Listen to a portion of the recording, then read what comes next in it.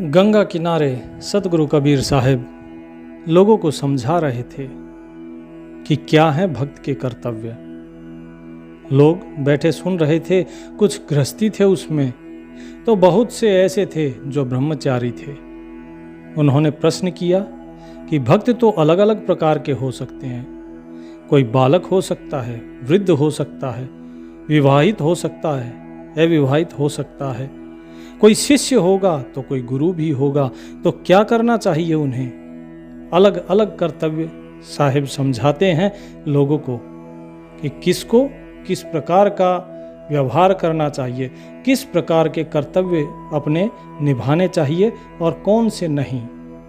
तो जिस प्रकार आचार्य गरीबदास महाराज भी अपनी वाणी में लिखते हैं, आपस के सब लेवा दूतम, कोई किसी का पिता न पूतम, ऋण संबंधी जुड़ा यह नाता, अंत समय सब 12 बाटा। कि ये सभी ना कोई किसी का पिता है ना पुत्र है, ये सब कुछ ऋण संबंधी नाता जुड़ा हुआ है। तो लोग भी कबीर साहब को बोले कि साहब आप कहते हैं ये सारा संसार नश्वर है, यहाँ पर कितने ही जन्म पहले भी हमारे हो चुके हैं और अब भी। और यदि हम वो आत्म तत्व हैं तो कोई किसी का पिता नहीं है, कोई किसी का पुत्र नहीं है। तो कैसे निर्णय किया जाए कि क्या करना चाहिए और क्या नहीं करना चाहिए? तो साहिब समझाते हैं कि भाई जिस प्रकार आपके माता पिता आपको पैदा करते हैं, जन्म देते हैं, इस संसार की जो सृष्टि है उसका नियम है ये कि कोई भी व्यक्ति आता है इस संसार में माता पिता के माध्यम से आता है। तुम्हारी अगर आत्मा का स्वरूप देखा जाए तो वो आत्मा तो एक ही है, तो कोई माता पिता नहीं है। ये सब कुछ आत्म रूप से कहा गया है कि आत्मा ना जन्म लेती है ना मरती है, इसीलिए ना किसी का पुत्र है ना कोई किसी की माता है। लेकिन शरीर तो जन्म लेते हैं। जिसे तुम कहते हो मैं, तुम तो अपने शरीर को ही मैं माने हुए हो। तो जिसने तुम्हारे इस शरीर को पैदा किया है वो शरीर इस शरीर के कुछ ना कुछ तो लगते हैं। जिसने पैदा किया वो तुम्हारे माता पिता लगते हैं इस शरीर के। तो इस शरीर का कर्तव्य है कि उन शरीरों की सेवा करे। जब तक तुम स्वयं के आत्म रूप को नहीं जान लेते तब तक तुम्हें ये कर्तव्य निभाने ही होंगे। तुम इनसे बच नहीं सकते हो, क्योंकि ये सब कुछ एक ऋण है। हम इस संसार में आते हैं एक दूसरे का ऋण उतारने के लिए और कर्म करते हैं इस शरीर के माध्यम से। बिना शरीर के आत्मा कर्म नहीं करती है। और इस संसार में जो जीव आता है वो अपने कर्मों का कर्म फल भोगने आता है। तो शरीर के माध्यम से ही कर्म करोगे, तुम माता पिता की सेवा करोगे, ये भी तुम्हारा कर्म है। और तुम नहीं करोगे वो भी तुम्हारा कर्म है। फर्क ये है कि एक पाप में गिना जाएगा, एक पुण्य में गिना जाएगा, लेकिन एक तीसरा रास्ता और है। वो रास्ता है अपना कर्तव्य कर्म समझ के उसको पूरा करना। कि मालिक ने तुम्हें निमित्त बनाया है उनकी सेवा करने के लिए, इसीलिए मैं इन शरीरों को जो मेरे माता पिता हैं इनको मैं उस परमात्म रूप में ही देखूं। और जो सेवा कर रहा हूं वो परमात्मा ही मुझसे करा रहे हैं, मुझे केवल निमित्त बनाया गया है सेवा करने के लिए। इस भाव के साथ तुम्हें माता पिता की सेवा करनी चाहिए, उनकी आज्ञा का पालन करना चाहिए। कबीर साहब ने इतना कहा ही था कि एक और व्यक्ति खड़ा हुआ और कहा, यदि माता पिता जो आज्ञा दे रहे हैं अगर वो सही ना हो तो? क्योंकि समय बदलता है, समय के हिसाब से व्यवहारिकता भी बदलती है। समय बदलता है, समय के हिसाब से काम करने का तरीका भी बदलता है। और यदि माता पिता पुराने समय के हिसाब से ही अगर कहें तो फिर तो हमारा नुकसान हो जाएगा। तो कबीर साहब बोले कि तुम क्या लेकर आए थे जो तुम्हारा नुकसान हो जाएगा? ये माना बात सही है कि समय बदलता है, समय के साथ लोग बदलते हैं, व्यवहारिकता बदलती है, लेकिन बजाय अवमान ना करने के ये चीजें उनको समझाइए कि समय बदल गया। अब अगर हम इस प्रकार से काम करेंगे तो हम पीछे रह जाएंगे, हम उतना लाभ नहीं उठा पाएंगे इस तरीके से जिस तरीके से आप कह रहे हैं।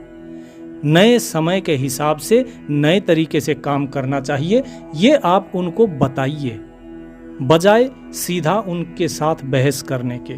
क्योंकि बहस से ना तो वो समझेंगे और ना ही आपका मन शांत रहेगा। तो जिस प्रकार माता पिता ने बचपन में आपकी सेवा करी है, क्योंकि आप ना चल सकते थे, ना फिर सकते थे, ना खाना आता था, कुछ भी नहीं आपको पता था, उन्होंने आपको लालन पालन किया, सब कुछ किया, तो अभी आपका फर्ज बनता है कि आप उनकी सेवा करें। अब इसके बाद दूसरा व्यक्ति खड़ा हो गया, बोले जी माता पिता की सेवा की बात आपने कही, बहुत ही सही कही, उत्तम कही, मैं मानता हूं। भाई बहन के प्रति हमारा क्या व्यवहार होना चाहिए, क्या कर्तव्य है? क्या एक भक्त को माता पिता का ऋण तो उतारना चाहिए, लेकिन भाई बहन के प्रति क्या कर्तव्य है उसका, क्या उसे भी पूरा करना चाहिए? ये लोग संसार में अनेकों अनेक पाखंड रचे हुए हैं। वो कहते हैं इतना दान दो, बहन को इतना पैसा दो, इतना दहेज दो, ये सारी चीजें, क्या ये सही है? कबीर साहिब बोले कि दहेज देना गलत है। ये इसलिए दिया जाता था पहले के समय में ताकि मेरी बेटी खुश रहे, लेकिन धीरे धीरे ये एक कुरीति बन गई। लोगों ने अब मांगना शुरू कर दिया दहेज। ये बात उस समय की है जब कबीर साहिब थे, लोग मांगते थे दहेज, और देखा जाए तो आज भी मांगते हैं।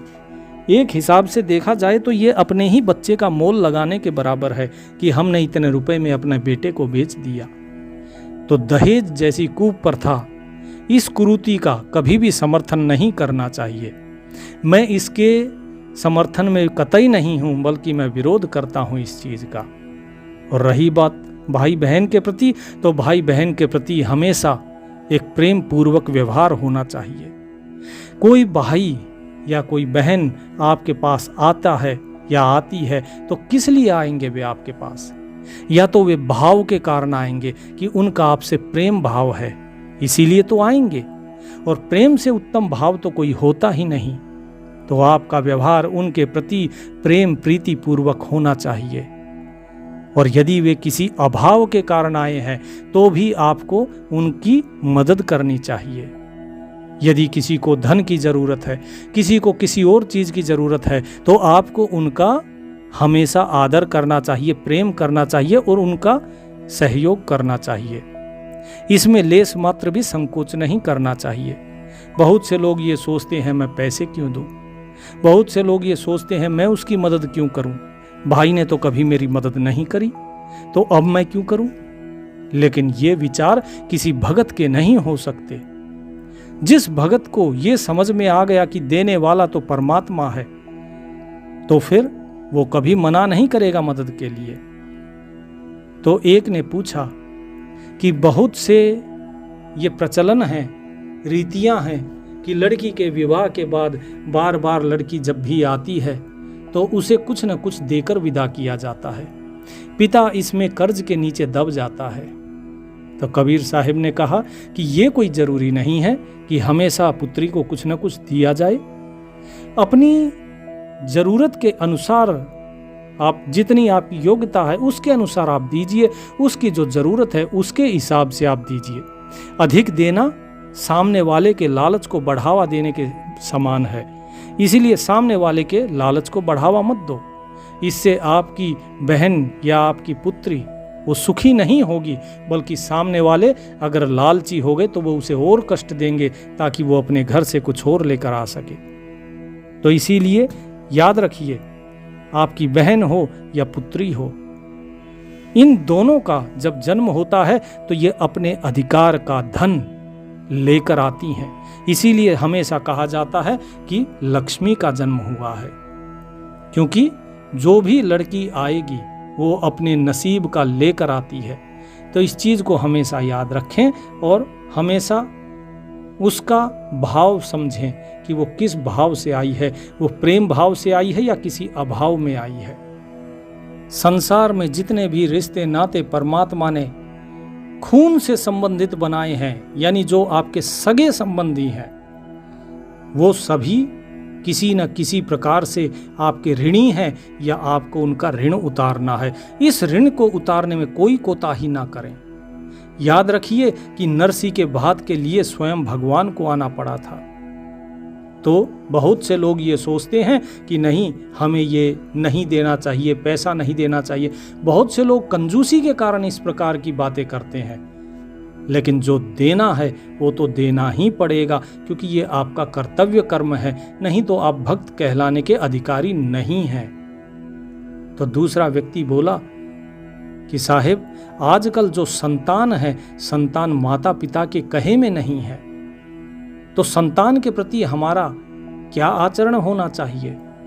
कबीर साहिब बोले कि संतान वही सीखती है जो वो देखती है। आप किसी को कितना भी कहें कि बेटा सच बोलो, वो सच नहीं बोलेगा। वो हमेशा आपको देखेगा कि आप क्या करते हैं, आपके संस्कार कैसे हैं, आपका आचरण कैसा है। बालक वही सीखता है जो देखता है। और बात भी कबीर साहिब की सही थी। यदि आप आजकल के बच्चों को देखें तो आजकल के बच्चे मोबाइल में, टीवी में जो देखते हैं उसी प्रकार का उनका आचरण होता जा रहा है। वो मोबाइल में लगे रहते तो माता पिता से दूर होते जा रहे हैं, क्योंकि जो जिसका संग करेगा वो उसी के साथ तो बैठेगा। शराबी शराबियों में बैठेगा, जुआरी जुआरियों के साथ संग करेगा। तो यही चीज कबीर साहिब भी कहते हैं कि भाई, जैसे संस्कार आपके होंगे बच्चा वैसा ही सीखेगा, क्योंकि वो आप ही के साथ तो रह रहा है। तो आपका क्या कर्तव्य बनता है? एक भक्त का कर्तव्य होता है अपने बालक को संस्कार देना। संस्कार किस प्रकार से? उसको सही राह पर चलाना। जिस प्रकार आप भक्ति भाव में हैं उसे भक्ति भाव में लगाना, और इसके साथ साथ उसे जीवन यापन करने के सभी गुण सिखाना। वो किस प्रकार से व्यवसाय करेगा, वो कृषि किस प्रकार से करेगा, ये सारे गुण माता पिता को सिखाने होते हैं बालक को, ताकि उसके जीवन यापन में कोई समस्या ना हो, और साथ साथ में उसका मार्गदर्शन करना होता है। तो जिस व्यक्ति ने प्रश्न पूछा था वो व्यक्ति बोला कि लेकिन मार्गदर्शन जब हम करते हैं तो बालक बुरा मान जाता है। कबीर साहिब बोले कि इसमें बालक की गलती नहीं है। आप ये समझिए कि बालक अगर बुरा मान रहा है यानी कि उसके अंदर अहंकार है, अहम भाव है, तो उसका अहम भाव आया क्यों है? उसकी जड़ तक पहुंचिए, उसका कारण क्या है? आप जिस प्रकार से बात करते हैं आपके बात करने के लहजे को बदलिए। आप उसे उदाहरण देकर समझाइए, उसे किसी और विचार से समझाइए, लेकिन समझाना आपका कर्म है, आपका कर्तव्य है, ये आपको करना ही पड़ेगा।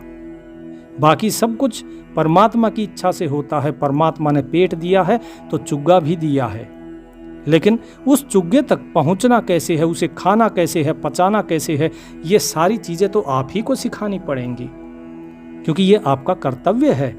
आपको भी ये चीजें सिखाई गई हैं, तभी आप अपना जीवन यापन कर पा रहे हैं। एक चिड़िया भी होती है, वो अपने बच्चों को दाना लाना, ले जाना, खाना, ये सब कुछ सिखाती है। उसके बाद उनको अपने घोंसले से हटा देती है ताकि वो अपना घोंसला बना सके और चिड़िया अपने दूसरे अंडों के लिए जगह रख सके।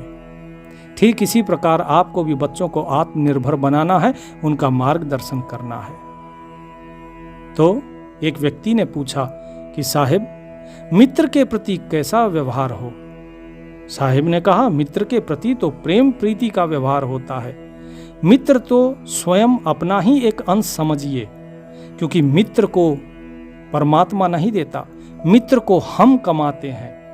हम स्वयं अपने मित्र स्वयं चुनते हैं। हमारे मित्र कैसे हों ये हमारे ऊपर निर्भर करता है। मित्र तो कृष्ण सुदामा भी थे, जहाँ पे एक दरिद्र तो दूसरा श्रेष्ठ, एक राजा। तो एक राजा और एक भिखारी अगर मित्र हो सकते हैं तो इतना तो आप समझ जाइए कि मित्रता में धन का, कुल का, जाति का, वर्ण का कोई बंधन नहीं होता। मित्रता सबसे श्रेष्ठ गुण है, सबसे श्रेष्ठ वरदान है मित्रता। अगर मित्र अच्छा होगा आपका जीवन अच्छा हो जाएगा, यदि मित्र बुरा होगा तो आपका जीवन बुरा हो जाएगा। मित्र आपका एक अंग होता है, यदि आपका कोई अंग खराब हुआ तो आपको पीड़ा ही पीड़ा होगी। यदि आपका अंग अच्छा हुआ, सुदृढ़ हुआ, स्वस्थ हुआ तो आप हमेशा आनंद में रहेंगे।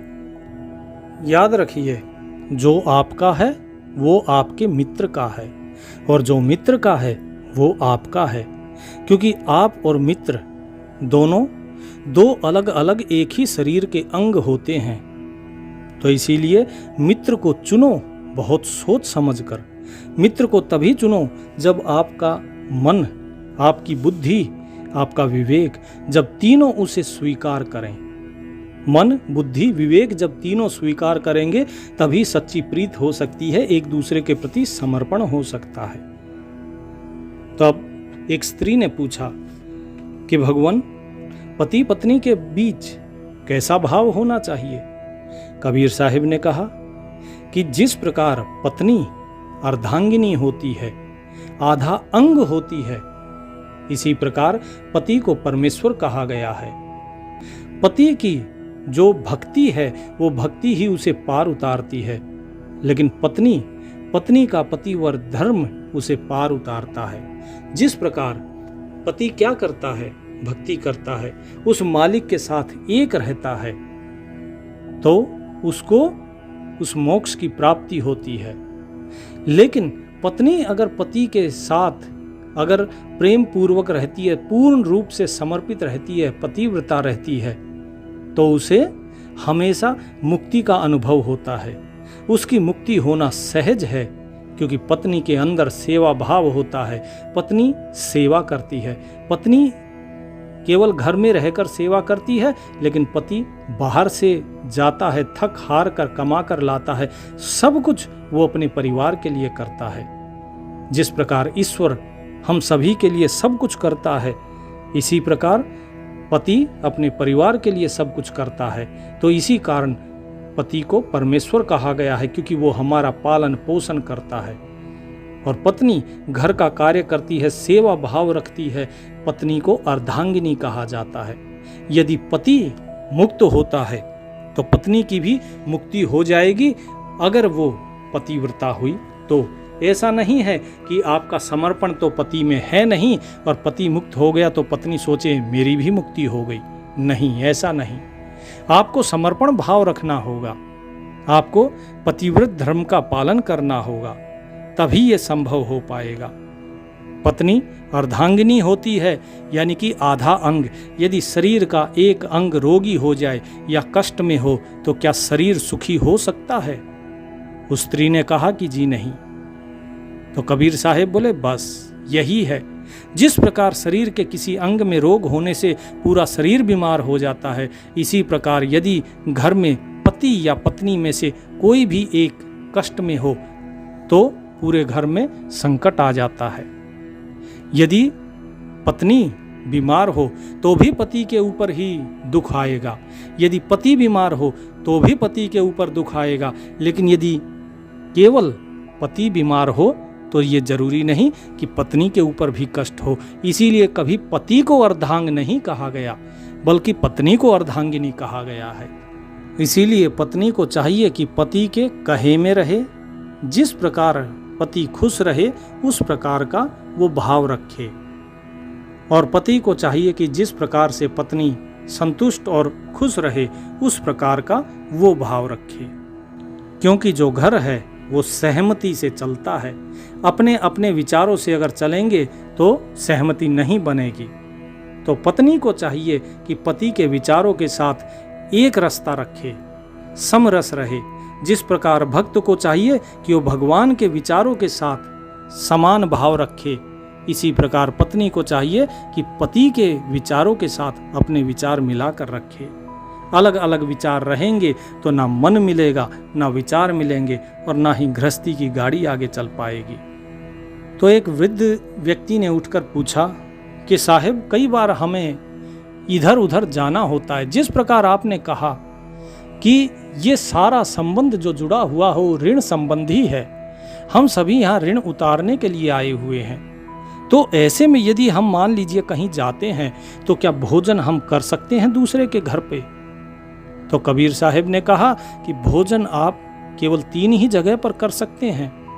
या तो भोजन आप अपने घर पे करके चलिए, या भोजन आप किसी मित्र के यहाँ पर कर सकते हैं, या आप भोजन वहाँ कीजिए जहाँ पर आप अतिथि बनकर जा रहे हैं, आपके आतिथेय के घर पे आप भोजन कर सकते हैं। केवल यही 3 स्थान हैं जहां पर आप भोजन कर सकते हैं और यहां पर आपको कोई मोल नहीं चुकाना होता। लेकिन फिर भी अगर कभी इस प्रकार की परिस्थिति आ जाए जहां पर ना आपका कोई मित्र हो, ना ही आप किसी के अतिथि हों और ना ही आपका स्वयं का घर हो, तो ऐसे में आप कुछ द्रव्य दान करके आप भोजन कर सकते हैं, कीमत चुकाकर आप भोजन कर सकते हैं। और यदि किसी के पास कुछ धन भी नहीं है किसी को देने के लिए, तो फिर क्या करें?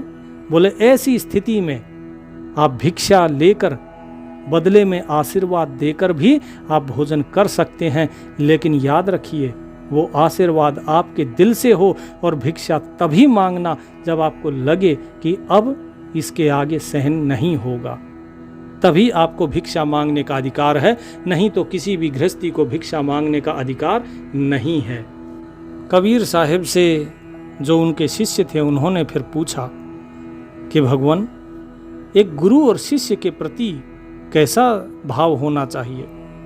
कबीर साहिब ने कहा कि किसी भी शिष्य का अपने गुरु के प्रति समर्पण भाव होना चाहिए, सेवा का भाव होना चाहिए और शिष्य के प्रति गुरु का प्रेम और वात्सल्य का भाव होना चाहिए। गुरु को ऐसा चाहिए शिष्य से कुछ ना ले, और शिष्य को ऐसा चाहिए गुरु को सर्वस्व दे। कि गुरु ऐसा हो जो शिष्य से कभी कुछ ले नहीं, बल्कि अपने विद्या का, अपने ज्ञान का दान अपने शिष्य को देता रहे। और शिष्य को ऐसा होना चाहिए कि अपना सब कुछ गुरु को समर्पित कर दे। यहाँ समर्पित करने का अर्थ ये नहीं है कि आप अपनी कमाई, अपना धन गुरु को समर्पित करना शुरू कर दो, बल्कि इसका भाव ये है कि आप तन से, मन से, वचन से आप गुरु के प्रति समर्पित हो जाओ। अपना जो मैं है, अपना अहंकार है, वो आप गुरु को समर्पित कर दो। फिर आपका स्वयं का कुछ ना रहे, सब कुछ जो गुरु कहें वही हो।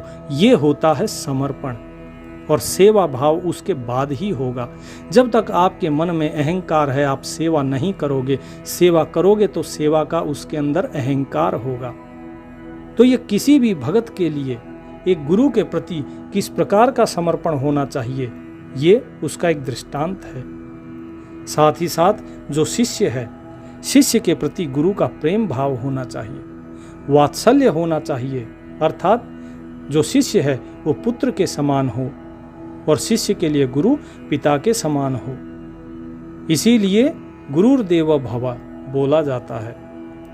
तो शिष्य चाहे वो अज्ञानी हो, चाहे वो ज्ञानी हो, वो उत्तम हो या मूढ़ हो, जिस प्रकार पिता का हृदय एक अपने अच्छे, अनुभवी और उत्तम पुत्र के लिए भी वैसे ही धड़कता है, वैसे ही दुखी होता है जैसे अपने किसी छोटे पुत्र के लिए, अज्ञानी अल्प बुद्धि के लिए उसका मन तड़पता है, वैसे ही प्रेम समान होना चाहिए सबके प्रति, क्योंकि यही तो वात्सल्य है। प्रत्येक व्यक्ति ग्रहण करता है ज्ञान अपनी अपनी बौद्धिक स्तर के हिसाब से, तो गुरु को कभी उसमें भेदभाव नहीं करना चाहिए। तो एक भक्त ने पूछा कि भगवान, प्रभु के प्रति हमारा कैसा भाव हो? कबीर साहिब ने कहा, क्या आपने प्रभु को देखा है? उन्होंने कहा कि नहीं देखा। बोले नहीं देखा तो भाव कैसा? किसके प्रति, किस प्रभु की आप बात कर रहे हैं? उस प्रभु का पहले अनुभव करो, उसके बाद भाव तो स्वयं ही बन जाएगा। प्रभु के प्रति जो भाव होता है वो भक्ति का होना चाहिए, प्रेम का होना चाहिए, श्रद्धा का भाव होना चाहिए। लेकिन ये प्रेम, भक्ति और श्रद्धा ये तभी तो होगी जब आप उसे जानोगे। आप पहले स्वयं का अनुभव करो, स्वयं के अनुभव के बाद फिर उसका अनुभव होगा। प्रेम, भक्ति, श्रद्धा का भाव आप नाम में रखो। जब नाम में प्रेम होगा, नाम में भक्ति और श्रद्धा का भाव होगा, तो अपने आप ही प्रभु का दीदार हो जाएगा और ये भक्ति, श्रद्धा और प्रेम का भाव उसके प्रति सहज ही आ जाएगा, क्योंकि वही तो हमारा परम लक्ष्य है। इसके साथ साथ सबसे बड़ा प्रश्न तो ये है जो कि किसी ने नहीं पूछा, और वो ये था कि आपने इस संसार में सबके प्रति ये तो पूछ लिया कि बहन भाई के प्रति कैसा व्यवहार हो, माता पिता के प्रति हमारा क्या कर्तव्य है, एक संतान के प्रति हमारा क्या कर्तव्य है, एक मित्र के प्रति हमारा क्या कर्तव्य है, एक गुरु के प्रति और भगवान के प्रति हमारा क्या कर्तव्य है। ये सबने पूछा, लेकिन क्या किसी ने ये पूछा कि तुम स्वयं कौन हो, तुम्हारे प्रति तुम्हारा क्या कर्तव्य है। तो लोग बोले क्या हमारे प्रति स्वयं का भी कोई कर्तव्य है। कबीर साहब बोले बिल्कुल, आप लोगों का स्वयं के प्रति सबसे बड़ा कर्तव्य है। आप कहां ढूंढ रहे हो उस प्रभु को। बोले जी लोग जाते हैं मंदिरों में और आप कहते हैं अपने अंदर ढूंढो। कबीर साहब बोले क्योंकि जिस मंदिर में लोग ढूंढते हैं वहां पर वो नहीं है, वो तो वहां है जो तुम्हारे मन के अंदर है, वो वास्तव में मंदिर है जो मन के अंदर है। तो इसीलिए जिस प्रकार मंदिर की साफ सफाई करते हो, ऐसे ही इस मन की भी साफ सफाई करना ये तुम्हारा कर्तव्य है। सबसे पहला कर्तव्य तो तुम्हारा यही है कि अपने शरीर की शुद्धि करो, मल त्याग, मूत्र त्याग, और उसके बाद स्नान करके इस शरीर की शुद्धि करो। फिर योग प्राणायाम के माध्यम से अपनी नाड़ियों की शुद्धि करो, और उसके बाद फिर आप बैठो ध्यान में, फिर आप नाम सुमिरन करो, जिससे आपके मन की शुद्धि होगी। आपकी मन, वाणी और आपका आचरण ये तय करता है कि आप किस कोटि के भक्त हैं। कोई भी भगत, चाहे वो माता पिता के प्रति अपनी सेवा पूरी कर रहा हो, भाई बहन के प्रति, संतान के प्रति, मित्र के प्रति, पति पत्नी के प्रति, भोजन जो बताया उसको भी पूर्ण रूप से निभा रहा हो, गुरु के प्रति भी समर्पित हो और भगवान के प्रति भी भक्ति भाव हो, प्रेम भाव हो, लेकिन यदि उसने स्वयं अपना ही अगर अंतःकरण शुद्ध नहीं किया तो उसका जो प्रेम होगा, श्रद्धा होगी और जो उसका भक्ति समर्पण भाव होगा वो केवल और केवल दिखावा होगा, पाखंड होगा, ढोंग होगा। क्योंकि जब तक मन के अंदर शुद्धता नहीं आएगी तब तक ऊपर की शुद्धता से कोई लाभ नहीं।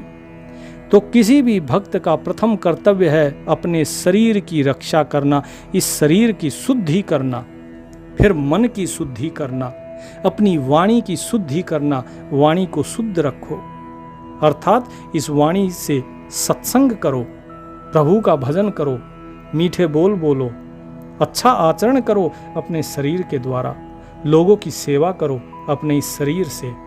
मन, बुद्धि, वाणी, ये सभी चीज़ें आपके आचरण में दिखाई देनी चाहिए। जब आपका आचरण बाहर से अगर पाखंड भरा होगा लेकिन मन, बुद्धि, वाणी से आप कलुषित होंगे तो वो आचरण शुद्ध आचरण नहीं माना जाता। इसीलिए हमेशा अपने आचरण की ओर ध्यान दो। कोई भी भक्त हो बिना इस आचरण के शुद्धता को प्राप्त नहीं कर सकता, बिना अपने शरीर की शुद्धि के वो प्रभु की प्राप्ति नहीं कर सकता, और बिना प्रभु की प्राप्ति के उसका जीवन निष्फल है। इसीलिए अपने स्वयं के शरीर की शुद्धि करो, क्योंकि जैसा होगा तन वैसा होगा मन, और जैसा पियो पानी वैसी होगी वाणी। तो इसलिए अपने खान पान का ध्यान रखिए कि आप कैसा खा रहे हैं। आप राजसी, जला हुआ, बासी ये खा रहे हैं कि ताज़ा और सात्विक भोजन खा रहे हैं। इन चीज़ों को आपको स्वयं को देखना होगा। अपने मन को सत्संग और ज्ञान से शुद्ध करना होगा, तभी आपके आचरण में शुद्धता आएगी और आप प्रभु के प्रिय बन सकेंगे। और उसके बाद बाकी जितने भी कर्तव्य हैं वे आप स्वयं ही पूरा कर दोगे।